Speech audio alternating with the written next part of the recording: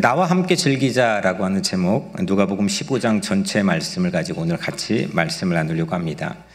시인 정현종이라고 하는 시인의 시 한 편을 먼저 읊어드리려고 합니다. 모든 순간이 꽃봉오리인 것을, 제목이 모든 순간이 꽃봉오리인 것을입니다. 나는 가끔 후회한다. 그때 그 사람이 노다지였을지도 모르는데, 그때 그 물건이, 그때 그 일이 노다지였을지도 모르는데, 더 열심히 파고들고 더 열심히 사랑할 걸, 밤벙어리처럼 귀머거리처럼 보내지는 않았을까? 우두커니처럼 더 열심히 그 순간을 사랑할 것을, 모든 순간이 다 꽃봉오리인 것을, 내 열심을 따라 피어날 꽃봉오리인 것을. 이게 시입니다. 지나고 보니까 그때 그 사람이, 그 물건이, 그 일이 노다지였을지도 모르는데, 사실 그때 그 순간에는 노다지였다는 것을 알지 못했다는 거겠죠. 그래서 후회하곤 한다는 겁니다. 노다지인 줄도 모르고 돌대하는 것처럼 그렇게 대했다고 하는 나의 삶의 태도와 자세가 후회된다는 거겠죠. 그래서 노다지, 정말 금덩어리를 알아보면 좋겠어요. 우리가 살아가면서 이게 정말 소중한 건데, 이게 정말 가치 있는 건데, 이거 비싼 건데, 내가 지금 힘들지만 이게 막 애 낳아놓고 이 키우는 순간이, 이 아이가 나에게는 이 순간이 정말 노다지 같은 건데, 힘들고 또 어렵고 휘둘리고 스트레스 받고 바쁘고 또 뭔가 결과에 도달하지 못하고 성취하지 못했다고 하는 이 과정, 도상 안에서만 우리는 그냥 노다지인 줄도 모르고 그렇게 후회에 점철된 삶을 살아갈 수도 있지 않을까 싶습니다. 근데 예수님은 참 감사한 게, 이렇게 우리는 늘 후회하고 그렇게 바라보는 시력 자체가 왜곡되어 있음에도 불구하고 예수님은 우리를 늘 노다지로 봐주신다는 거죠. 아멘. 나를 금덩어리처럼 가치 있게 봐주신다는 겁니다. 내가 왜? 나를 무엇 때문에? 때론 잘 믿어지지 않고 의심될 때도 있지만, 여튼 분명한 진리는 우리 신앙 안에서 흔들리지 않는 사실은, 예수님은 나를 노다지로 대해 주시고 바라봐 주신다는 거죠. 오늘 본문의 시작에 당시에 이 대부분의 대중들에게 좋은 취급받지 못했던, 손가락질 받았던, 돌처럼 대우받았던 사람들, 그 사람들에게 예수님이 매우 이례적으로 노다지처럼 대해 주시는 그런 장면으로 오늘 이야기가 시작이 됩니다. 어느 날 예수님이 이름부터가 손가락질 당하게 생겼습니다. 세리와 죄인들입니다. 당시 세리는 이 가난한 민초들의 세금을 갈취해서 식민제국을 통치했던 로마 제국에 상납하고 자기가 막대한 이득을 착취했던 그런 매국노들입니다. 손가락질을 받았던 사람들이죠. 죄인들, 무슨 죄인들인지는 모르겠지만 여튼 이름에다가 죄인들이라고 할 정도니까 이 사람들 곁에 누가 쉽게 가까이 가겠습니까? 노다지는커녕 피하기에 바빴을 겁니다. 그런데 이 사람들에게 예수님이 아주 따뜻한 친절을 베푸셨습니다. 그리고 급기야 함께 식사도 하셨습니다. 이를 못마땅하게 여겼던 사람들이 있었어요. 이런 상황에서 예수님은 이런 딱 상황에서 아주 흥미로운 이야기 세 개를 연달아서 말씀하시는 게 15장 전체 이야기입니다. 잃어버린 양 한 마리 이야기를 해주셨고, 잃은 동전 하나 이야기를 해주셨고, 마지막에 잃은 아들 얘기를 해주셨습니다. 그 중에 마지막 이 이야기를 우리는 흔히 탕자의 비유 이야기라고 부르죠. 이 탕자 비유 이야기에는 세 인물이 등장합니다. 누구죠? 아버지, 큰아들, 작은 아들, 이 세 명입니다. 이 세 가지의 인물이 이루는 어떤 그 갈등 관계, 대립 관계, 그것이 이 이야기의 주요한 스토리 플롯입니다. 그런데 이 관계, 이 세 인물이 이루어가는 이 복잡한 관계에서 어떤 관계가 이 이야기를 지금 들려주고 있는 예수님에게 핵심적인 관계일까요? 제 질문입니다. 1번, 아버지와 큰아들. 2번, 아버지와 작은 아들, 탕자로 비유되는 작은 아들. 3번, 큰아들과 작은 아들.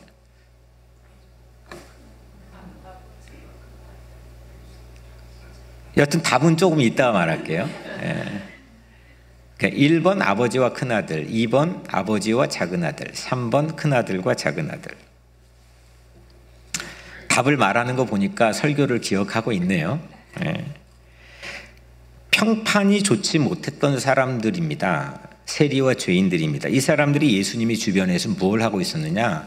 예수님의 말씀을 듣고 있었습니다. 1절이죠. 모든 세리와 죄인들이 말씀을 들으러 가까이 나아오니. 이 모습을 달갑지 않게 여겼던 사람들이 등장합니다. 바리새인과 서기관들이었죠. 2절입니다. 바리새인과 서기관들이 수군거려 이르되, 이 사람이 죄인을 영접하고 음식을 같이 먹는다 하더라. 저도 이런 취급 많이 경험을 합니다. 그래도 어려운 이웃들을 가급적 도와주려고 하다 보니까 너 왜 거기 있었어? 왜 그 사람들하고 놀아? 이런 이야기를 제가 알지도 못하는 사람들에게 아주 몰상식하게 당하는 그런 경험들도 하게 됩니다. 근데 이게 뭔지를 압니다. 이거 상당히 무례한 겁니다.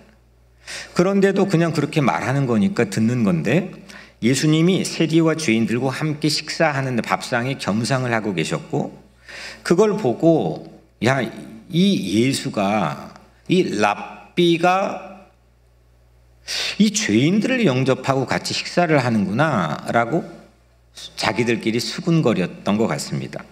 그들이 불평을 하는 것을 예수님이 들으셨습니다. 그리고 이 세 가지의 이 비유 이야기들을 연달아 들려주었습니다. 잃은 양 이야기, 잃은 동전 이야기, 잃은 아들 이야기입니다. 이 비유 이야기를 해석하는데 가장 몇 가지 해석의 툴이 있는데, 가장 핵심적인 것 중에 하나는 이 비유를 듣고 있는 오디언스, 청중이 누군지를 파악해야 됩니다. 그거에 따라 이 이야기가 전혀 다르게 해석되는 경향도 많이 있습니다. 여튼 이 이야기는 예수님이 들려주셨고, 이 이야기를 누구에게 했느냐가 우리에게는 관건입니다. 3절에 예수께서 그들에게 이 비유로 이르시되, 이 그들의 정체가 누구냐는 겁니다. 예수님이 그들에게 이 비유로 이르시되, 예수님이 비유 이야기를 들려준, 너 이거 들어야 돼, 난 너에게 말하는 거야 라고 한 이 그들은 누구일까요? 세리와 죄인들과 식사한다고 시비를 걸고 있는 바리새인과 서기관에게 들으라고 이 세 가지의 비유 이야기를 하신 겁니다. 그동안 우리가 숱하게 문학, 음악, 오페라, 미술 각각의 영역에서 이 이야기는 서구 사회의 매우 중요한 토픽이었습니다. 그리고 소재였습니다. 거기에서 가장 중요한 주연은 탕자입니다. 탕자가 주는 감동, 탕자와 아버지 사이에서 전해져 오는 그런 따뜻한 감흥, 그런 드라마틱한 반전, 이건 많은 사람들에게 삶을 변화시키는 동력이 되기도 했고 감동을 줬습니다. 그런데 실제 이 이야기를 한 거는 예수님입니다. 이 이야기를 듣고 있는 건 우리지만, 탕자 입장에서 우리는 해석할 수도 있겠지만, 이 이야기를 하셨던 예수님에게 주연은 누구냐? 그는 바리새인과 서기관을 빗댄 큰형입니다. 왜냐하면 그들에게 말했기 때문입니다.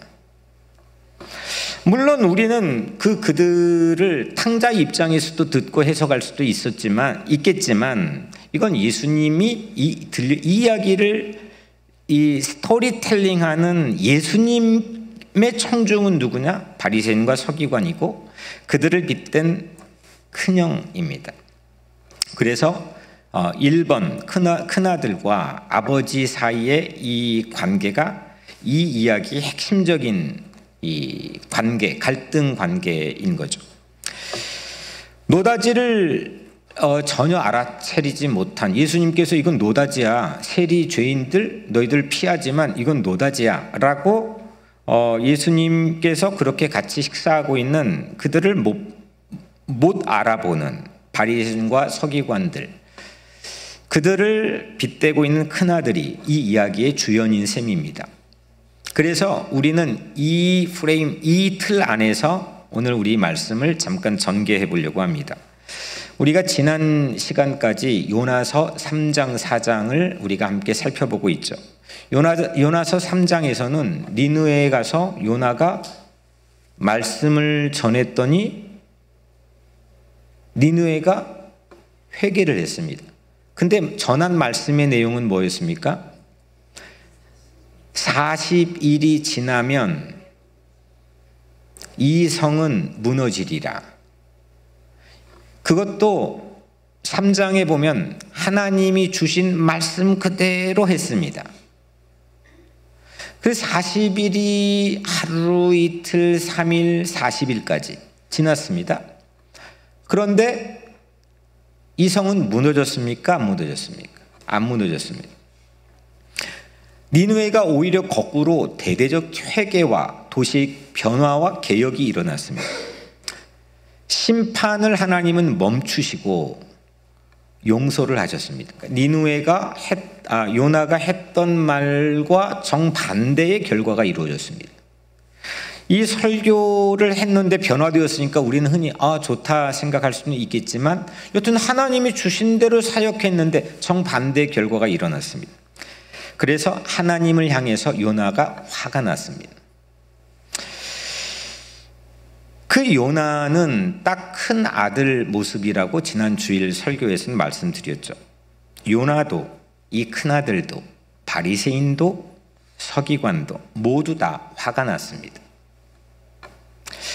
자비를 베푸시는 주님, 용서하신 주님, 내 뜻대로 또 그것도 하나님이 하라는 대로 했던 내 사역 안에서 결과가 이루어지지 않는 이 상황에 그 주님의 마음이 여간 불편한 게 아니었습니다. 이게 이 세 사람의, 이 세 부류의 공통적인 모습이죠.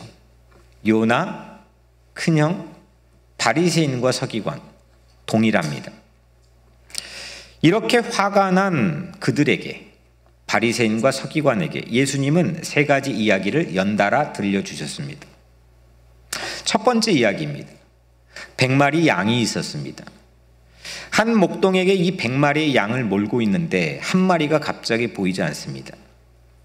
보니까 그 양이 길을 잃었습니다. 이탈했습니다. 자칫 이 비탈에 위험한 지경에 처했을 수도 있는 상황입니다. 목동은 99마리를 놓아두고 한 마리를 찾아 나섭니다.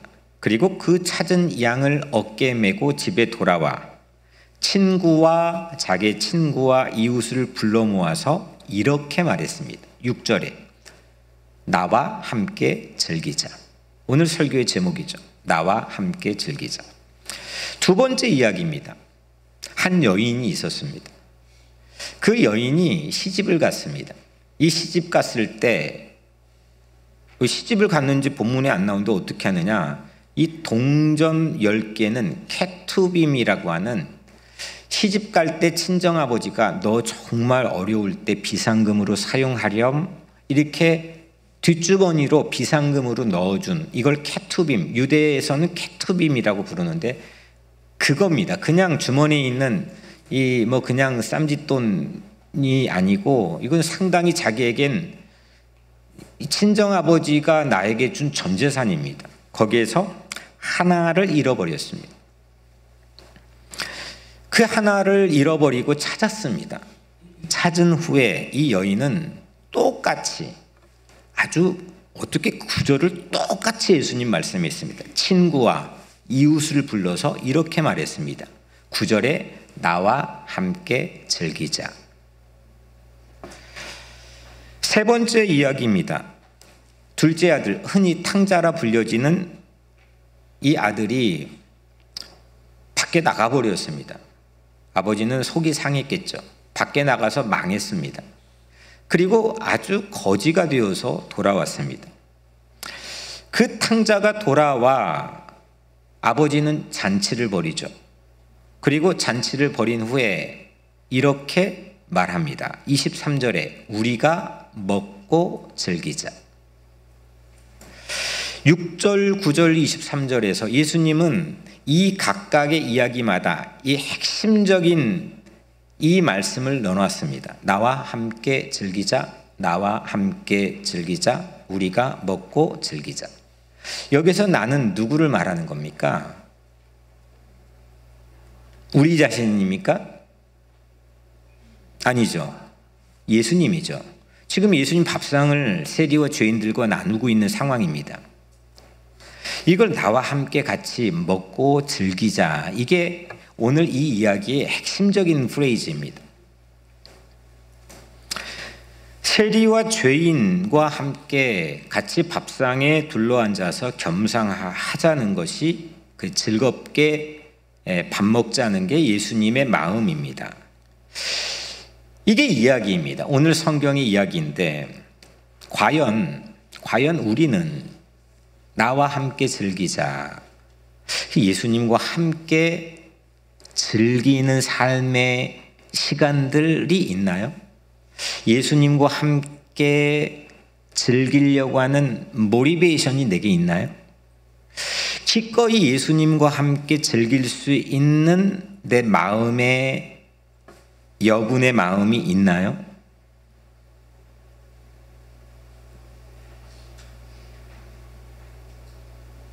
아니 내가 그 사람하고 밥 먹고 싶어, 우리 목사님이랑 밥 먹고 싶어서, 이건 내가 먹고 싶은 거고, 예수님이 나와 함께 즐기자 해서 함께 내가 기꺼이 예수님과 함께 그 즐거움에 참여할 수 있는 레디가 나에게 있나요? 경험이 있나요? 시간이 나에게 확보가 돼 있나요?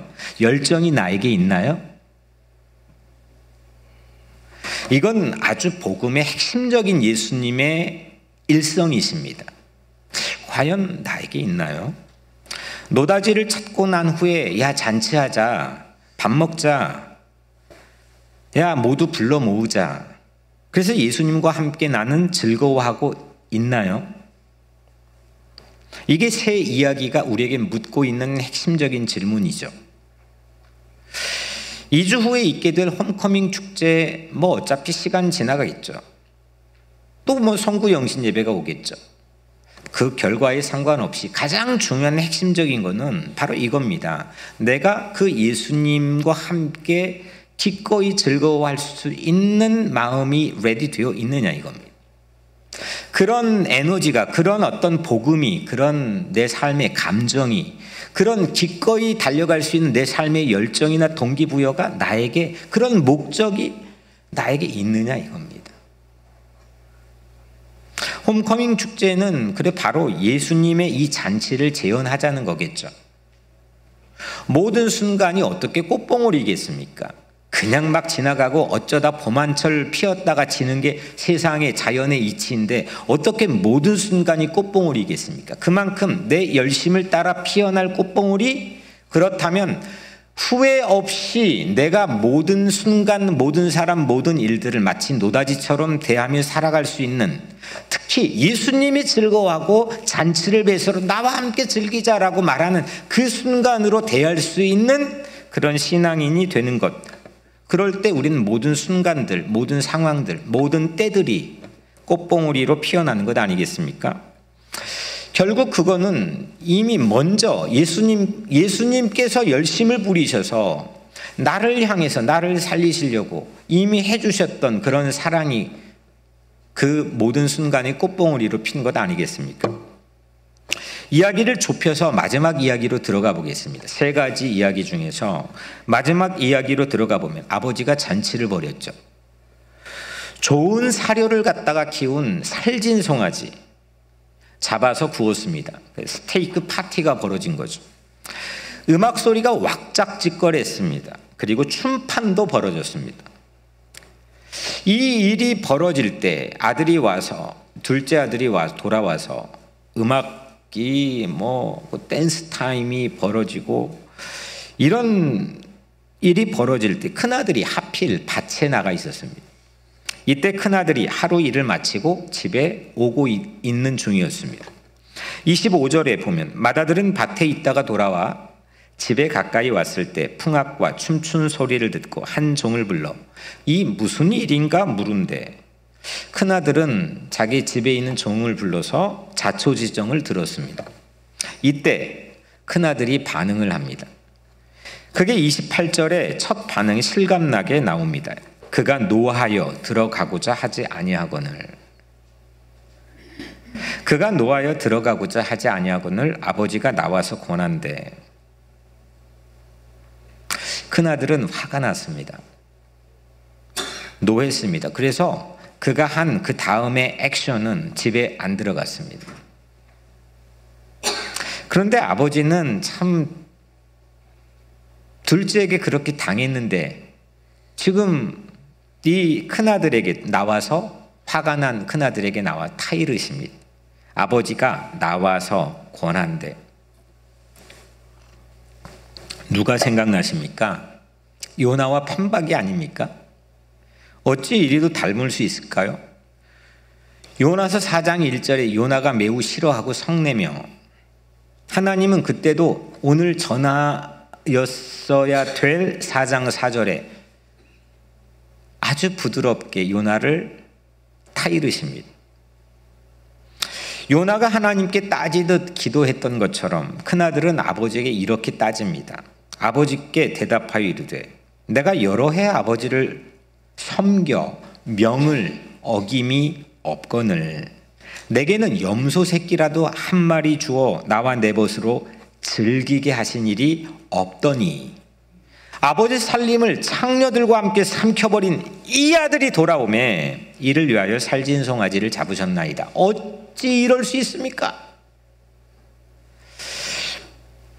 수년째 아버지 곁에서 속 썩이지 않고 있는 난데 이 큰아들이나 요나서 4장 3절에서 또 3장에서 4장에서 하나님 하라는 대로 말씀대로 그대로 사역했던 요나 화를 둘 다 내고 있지만 여러분들 마음은 어떻습니까? 공감은 안 됩니까?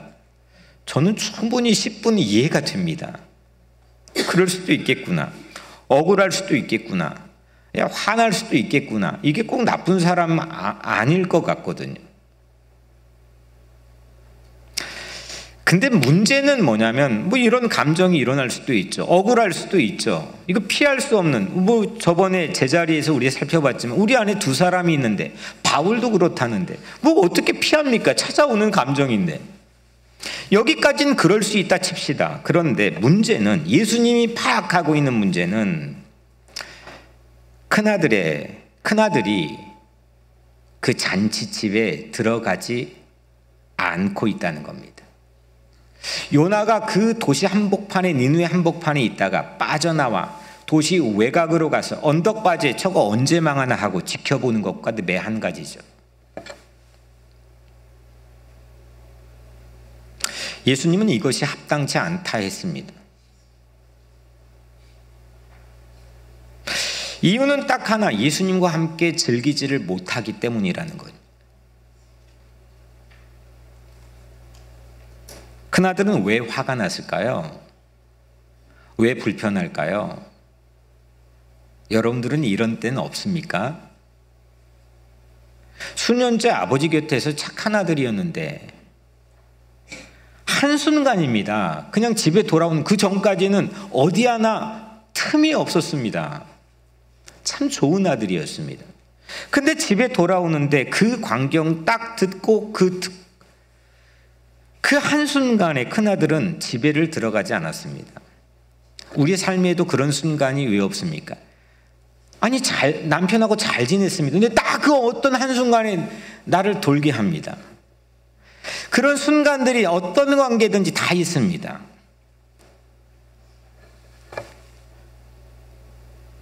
그 한순간에 큰아들은 집까지 들어가지 않고 아버지에게 화를 내고 있습니다. 왜 그랬을까요? 뭐 이런 거겠죠. 자신과 비교해서도 안 되는 그 동생, 정말 내가 봐도 옆에서 아버지가 그렇게 속을 상에 썩었을 텐데 그 동생이 돌아왔다고 나한테 한 번 해주지 않았던 그 큰 잔치를 벌여주는 아버지가 너무 서운하고 못마땅했기 때문이겠죠.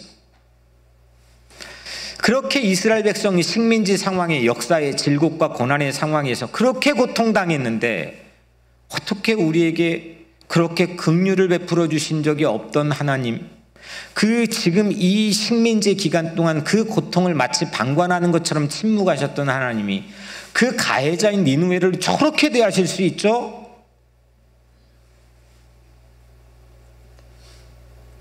아마도 그 이유라고 생각하기가 쉽죠. 물론 그렇습니다. 근데 한 걸음만 조금 더 깊이 들어가 보면 유산 때문이었습니다. 둘째 이 아들 탕자로 여겨진 동생은 이미 아버지에게 아버지 멀쩡히 살아있는데 자신이 받아야 될, 아버지 죽고 난 다음에 받아야 될 분깃, 유산을 나 이거 미리 주시오, 앞당겨 가지고 나에게 미리 주시오, 아주 이 버르장머리 없게 아버지에게 얘기한다면 그거 받아가지고 밖에 나가 다 없애버렸습니다. 그런 동생이 돌아왔습니다. 이게 동생이 그것 때문에 야, 넌 도덕도 없냐, 이런 차원이 아닙니다.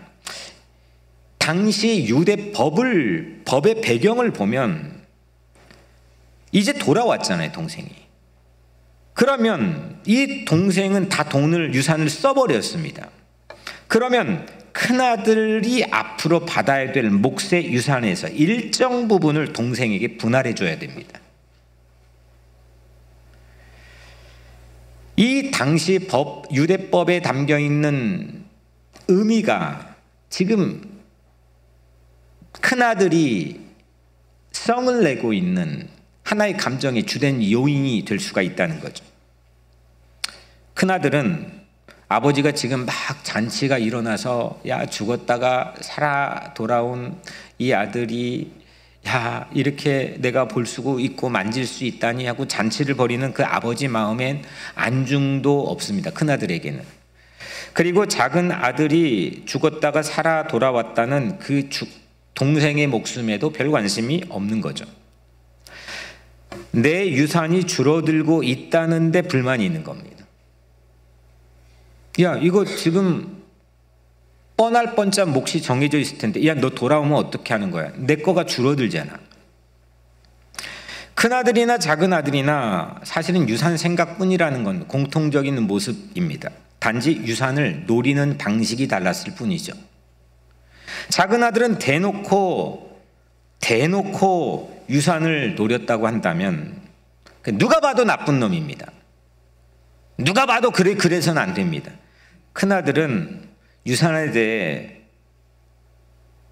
누구도 그렇게 나쁜 생각 갖고 있지 않고 야, 저 큰아들 정도만 하면 돼 라고 생각했지만 이 한순간에 그 감춰졌던 속마음이 탄로가 나버렸습니다. 큰아들은 바리새인과 서기관을 빗댄 인물이죠. 당시 바리새인과 서기관은 우리가 이 사복음서의 결론적인 그런 이미지로 이 나쁜 놈 알고 있지만 당시 시대적인 상황에서는 이 사람들은 없어서는 안 되는 존경받는 법학자들이었고 종교적인 신앙의 지도자들이었습니다. 존경을 받았습니다. 영향도 막강했습니다. 그만큼 자기가 내세울 만한 어떤 도덕적 명분들도 분명히 뛰어났을 겁니다. 그런데 그 바리새인과 서기관을 빗대서 이 큰아들을 예수님께서는 우리에게 들려주고 있습니다. 이 인물들은 내 것을 빼앗길 수 없다고 하는 캐릭터를 가지고 있는 인물들입니다. 내 것 줄어드는 거를 눈뜨고 못 보는 인물들이죠. 나에게 관심 해줬잖아요. 내가 받았던 관심 내가 독점하고 독차지해야 되는데 이걸 나눈다?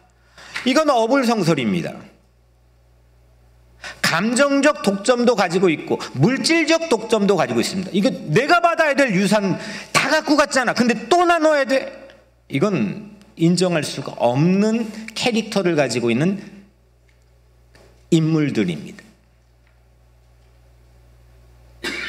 우리 이스라엘 언약의 백성인, 우리 선민의 백성인 이스라엘이 받아야 될 대우인데 이거를 파편 조각이라도 쳐 이스라엘 사람들, 이방인 사람들하고 나누어, 이건 내가 도저히 죽는 게 낫다고 요나 4장 3절에 이야기하지 않습니까?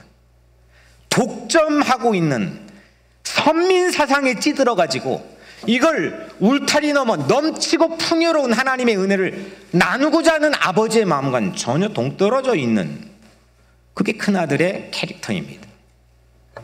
내 것 빼앗길 수 없다는 거죠.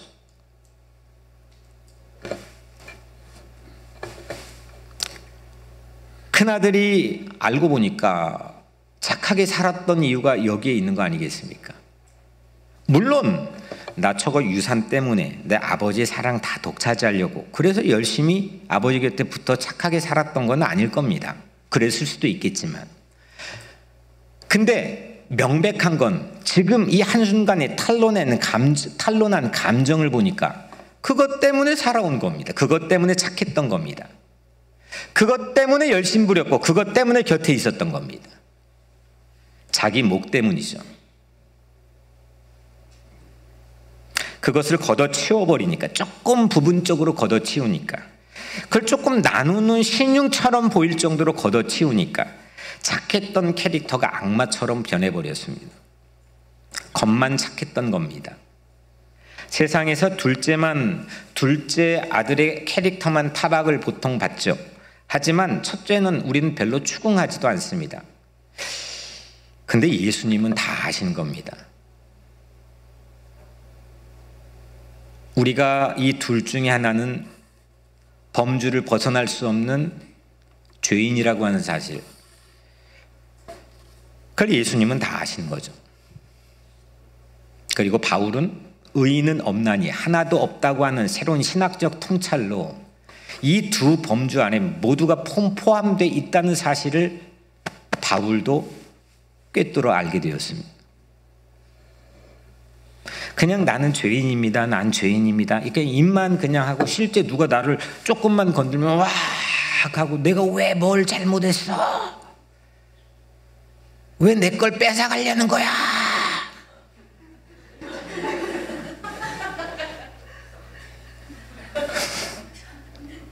큰아들은 겉으론 착한 아들이었지만 속으로는 아버지조차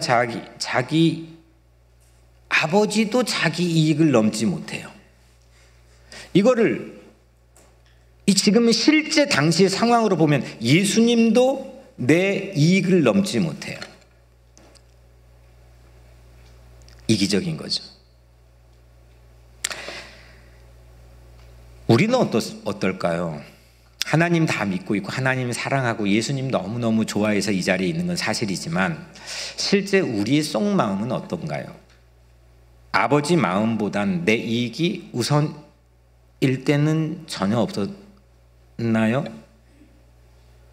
아버지 마음보다는 내 열심이 더 넘어선 적은 없었나요? 내 열심을 하나님이 보고 사람들도 보고 그것이 내게 언젠가는 유익이 되기를 바란 적은 없었나요? 그 인정과 칭찬이 조금만 걷어져 버리면 몸서리 쳐질 정도로 못 견디는 그런 우리의 마음이 나 스스로에게 들통난 적은 없었을까요? 큰아들이 화난 것은 돌아온 동생으로 자기 몫이 줄어들 것을 염려했기 때문입니다. 그거는 물질적인 것도, 아버지가 나를 위한 어텐션도, 나를 향해서 가지고 있는 관심도, 이걸 나눠야 되는 거에 대한, 지금 나누고 있는 현장이 잔치의 현장입니다. 난 거기 못 들어가요.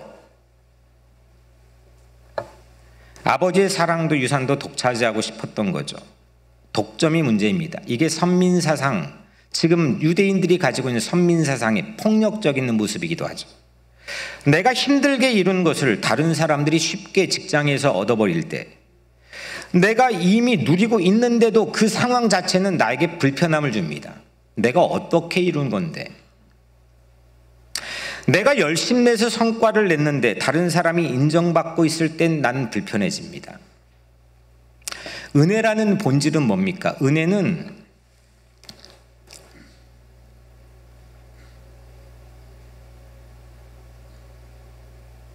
규모가 정해져 있지 않습니다.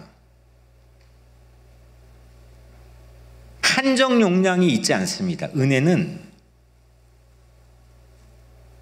countless, 셀 수가 없는 게 은혜죠. 하나님의 은혜죠. 너 이만큼 줬으니까 내 몫에서 떼어가는 거야가 아닙니다. 근데 많은 사람들이 인류의 어떤 아킬레스건, 지금 팔레스타인의 영토 문제도 마찬가지 아닙니까? 인간의 내면에, 한 개인의 내면에, 집단적 내면에 가지고 있는 탐욕, 히틀러의 탐욕이라는 것은 뭡니까? 독일의 게르만족이 그런 우수성을, 우월성을 가지고 있다고 말해야 되는 건 그만큼의 열등감에서 오는 겁니다. 왜 내 걸 그동안 네가 가져갔어? 백인 우월주의로 점철된 미국의 새로운 판도가 무엇이 문제입니까? 왜 우리는 서로 간의 인종끼리 함께 나누고 예수 믿는 국가라는데, 예수 믿는 사람이라는데, 하나님 믿는 유대인이라는데 왜 편협해져야 됩니까? 은혜는 풍요한 겁니다. 넘쳐 흐르는 겁니다. 내 걸 나눠도 그대로 내 거가 되는 겁니다.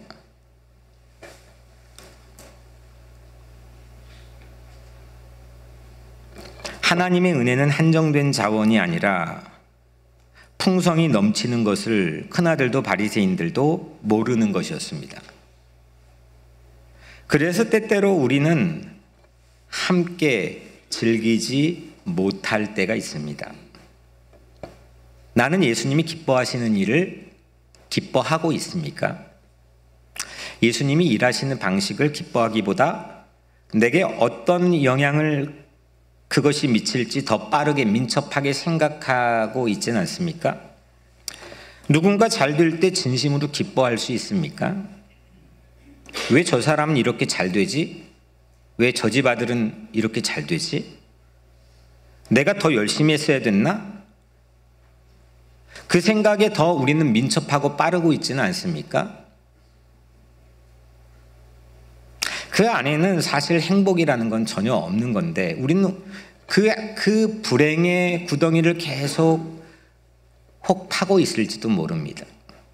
나와 함께 즐기자, 이 예수님의 음성, 예수님이 이건 스토리텔링을 한 거니까 이 예수님의 음성입니다. 이 예수님의 음성이 그 구덩이를 멈추게 하고 새로운 기쁨의 구덩이를, 기쁨의 샘을 파게 할 수 있는 주요한 기구가 되리라고 저는 생각합니다. 이 반복된 말씀, 나와 함께 즐기자, 나와 함께 즐기자, 우리가 먹고 즐기자, 이 반복된 주님의 말씀에 나도 기꺼이 기뻐하고 축하해 줄 수 있을까요? 내가 좋아하는 사람만, 내가 뭐 하는 사람만, 그건 오히려 그렇지 않은 사람에게는 오히려 열등의식을 심어주는 겁니다. 큰아들은 자기 기준으로 아버지의 마음을 판단했습니다. 내 기준입니다.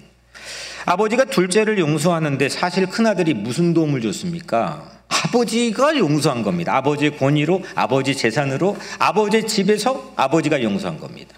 그게 큰아들이 무슨 도움을 줬습니까? 사실 오픈해놓고 보면 아무런 기여를 할 수도 없고 하지도 않았습니다. 그런데 아무 기여도 안 한 큰아들은 그 아버지의 마음 때문에 마치 자기가 다 한 행세를 하는 것처럼 화를 냈고 집에 안 들어갔습니다. 그냥 안 들어가면 이 큰아들의 입장은 그만인 겁니다. 아버지를 향해 가장 무서운 무기가 뭔지 아십니까? 나 집에 안 들어가. 나 하나님 집에 안 들어가. 나 나갈래. 아버지가 뭐라고 말합니까?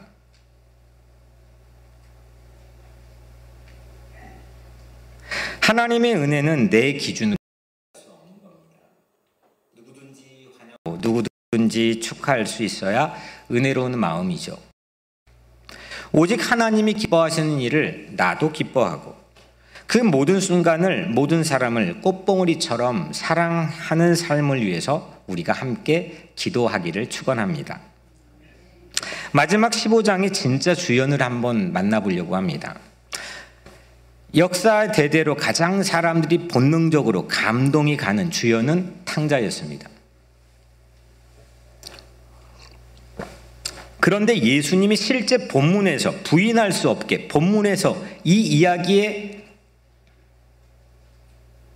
창작자이신 작가이신 예수님께서 예수님에게 주연은 큰아들이었습니다. 마지막으로 이 15장의 진짜 주연을 만나보려고 합니다. 첫 번째, 두 번째 이 비유 이야기에서 목동과 여인은 잃었습니다. 하나씩을 잃었습니다. 근데 그 하나 잃었다고 보여지는 다음 행동이 그걸 찾아 나섭니다. 첫 번째 이야기에 99마리가 있는데도 안중에 없던 목동은 이렇게 4절에 말합니다. 잃은 것을 찾아내기까지 찾아다니지 아니하겠느냐. 여인도 여전히 소유한 9개의 케투빔에 만족하지 않습니다. 그 하나 때문에 8절에 그 여인이 또 말합니다. 등불을 켜고 집을 쓸며 찾아내기까지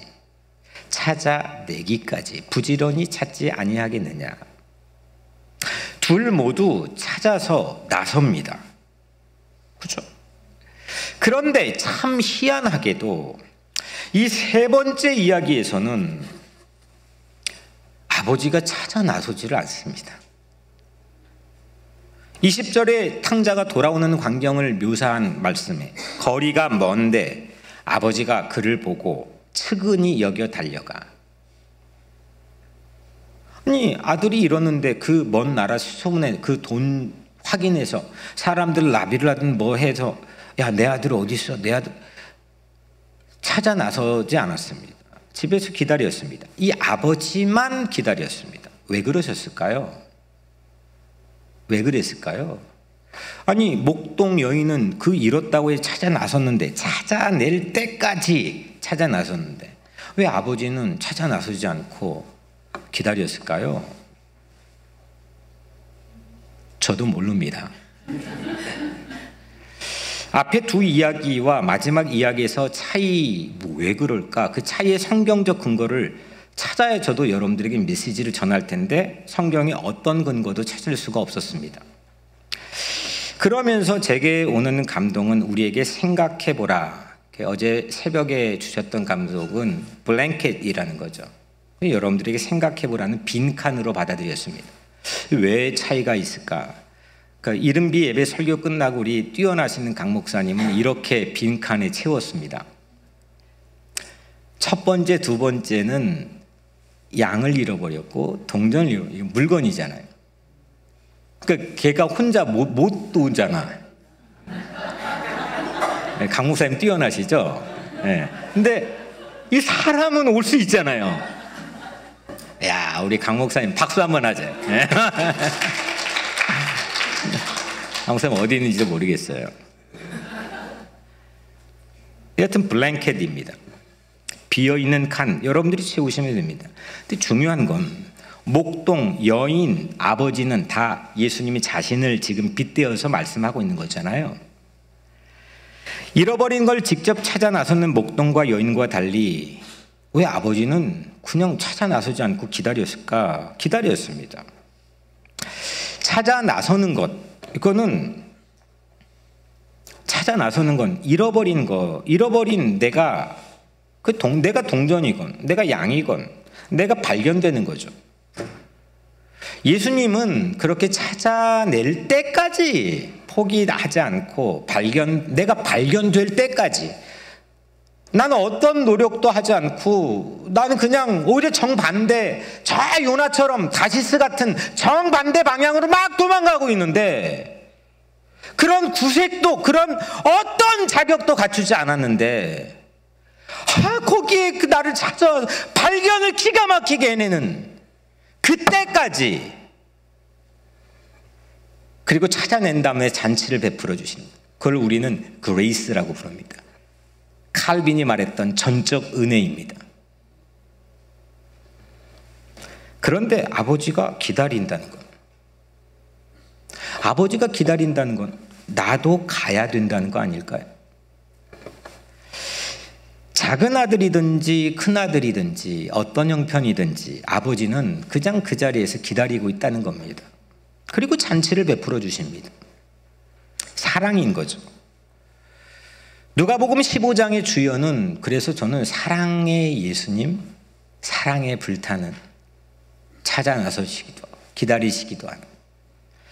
실제 저는 이렇게 묵상해 봤습니다. 예수님은 십자가에 죽으실 때까지, 보통 우리 그렇게 십자가에 매달려 숨이 꼴딱꼴딱 넘어 죽을 때까지, 실제 죽었을 때까지 우리 각자를 찾아 나서는 사랑을 우리에게 베풀어 주시기도 했지만, 여러분들 십자가는 사실 못이 박혔습니다.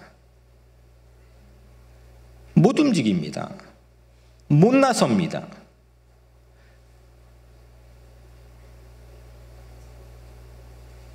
로마의 국방력이 지금 지키고 있습니다.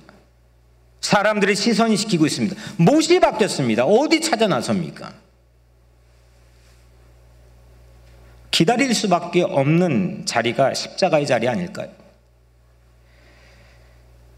그 무력한 자리, 아무것도 할 수 없는 자리, 찾아 나설 수조차도 없는 자리, 기다릴 수밖에 없는 자리, 그 자리가 십자가 아닐까요?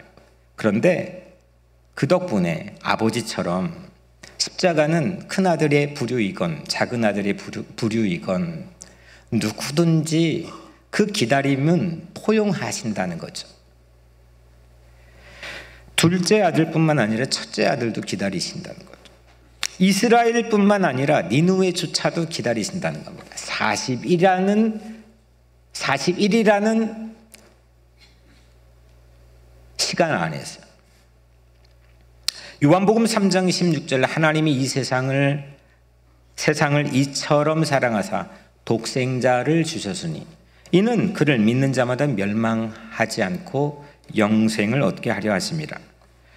독생자를 내어주신 사랑은 누구든지 멸망하기를 원하지 않는, 누구라도 영원한 삶을 얻게 하려고 하는, 그래도 오늘 또 내일 또 기다려보시는 그런 아버지의 사랑 아닐까요?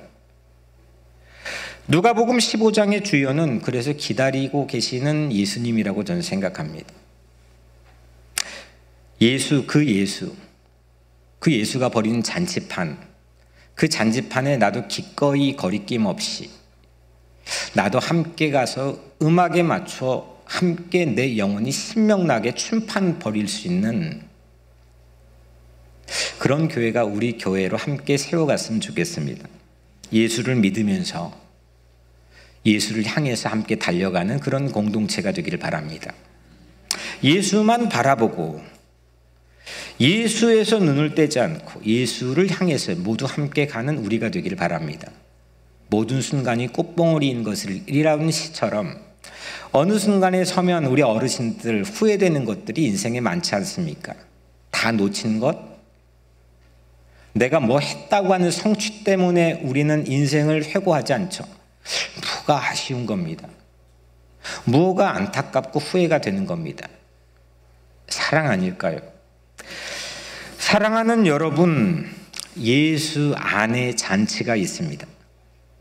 아멘. 예수 안에만 진짜 잔치가 있습니다. 나와 함께 즐기자, 나와 함께 즐기자, 우리가 먹고 즐기자. 그 음성을, 그 예수님이 해주신 그 음성, 보이스를 오늘 기록에 있는 그 분명히 예수님이 하신 빨간색으로, 아마 여러분들 요즘 성경엔 전부 예수님의 큐자료인 어록은 빨간색으로 되어 있거든요. 그 나와 함께 즐기자, 나와 함께 즐기자, 그 말씀을 녹음해가지고 레코딩해서 내 가슴에 담고 세상에 나가 승리하는, 사랑하는 여러분들 되기를 주의 이름으로 축복합니다.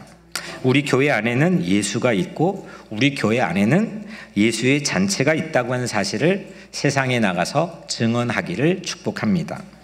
홈커밍 축제가 그래서 예수 축제가 되기를 바라고, 노다지 같은 그런 사람을 만나서 내 삶의 모든 순간 모든 사람이 꽃봉오리처럼 피어나는 그런 내 인생, 우리 교회 홈커밍 축제가 되기를 주의 이름으로 간절히 축원합니다. 기도하겠습니다.